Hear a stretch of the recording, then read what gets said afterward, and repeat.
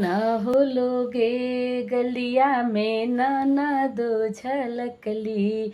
सुना हो लोगे गलिया में ननदो झलकली।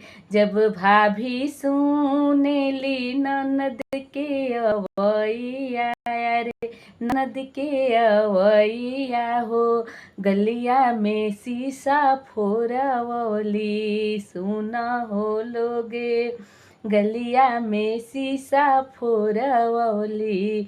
सुना हो लोगे गलिया में ननदो झलकली। सुना हो लोगे जब भैया सुने ले दीदी के अवैया, अरे बहिना के अवैया हो गलिया में कार दौड़ले। सुना हो लोगे गलिया में रोड बनवले। सुना हो लोगे गलिया में ननदो झलकली। सुना हो लोगे जब भाभी सुनेली ननद के अवैया, अरे ननद के अवैया हो गलिया में काटा बिछवली। सुना हो लोगे गलिया में काटा बिछवली।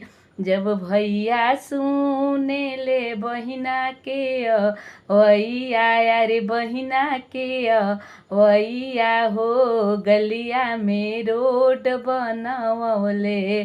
सुना हो लोगे गलिया में कार दौड़ले। सुना हो लोगे गलिया में ननदो झलकली। सुना हो लोगे गलिया में ननदो झलकली।